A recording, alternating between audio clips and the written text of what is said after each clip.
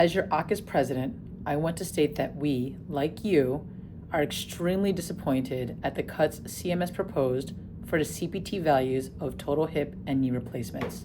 We at AAHKS are taking things very seriously and have developed a multi-pronged strategy to combat this. In close collaboration and consultation with our legal partners, EBG, we are proposing 4 main arguments. The first one is we are questioning the process by which these conclusions were made.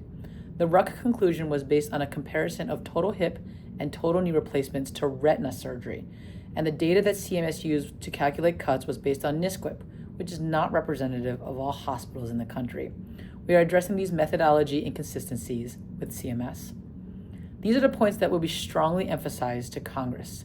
The second point is these cuts will reduce access to care. Surgeons will be less able to care for Medicare beneficiaries, leading to increased wait times for total hip and knee replacements, which is happening already in the UK and Canadian healthcare systems.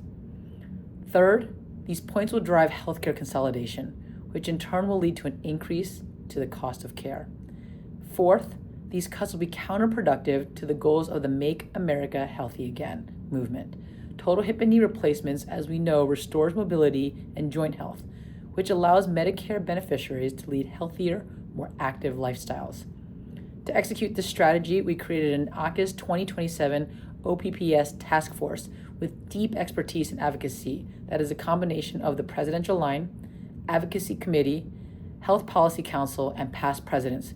We are meeting nearly daily to ensure that we are advancing our initiatives. We're also increasing the scope of our advocacy. We've had multiple meetings with AAOS, which is a bigger voice than AAHKS alone, to develop a combined strategy to address the Modifier 25 changes, along with the reduction of surgeon pro fees for total hip, knee, and shoulder replacements. We're coming together for Orthopedic Advocacy Week, which will be a key time to reach out to our representatives.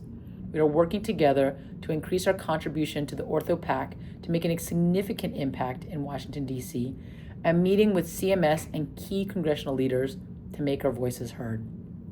Finally, we are also urgently exploring other opportunities to create stronger partnerships among arthroplasty surgeons and orthopedic surgeons that could represent us as orthopedic surgeons at a national level in a more impactful way. At this point, you might be asking, what can I do?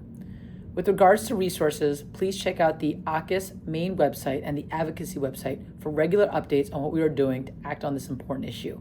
We will be hosting an upcoming town hall for all AAHKS members to discuss strategy and provide their input. We will be sending out emails for you to sign letters to your representatives. Your voice needs to be heard. Reach out to your representatives and be a part of the solution.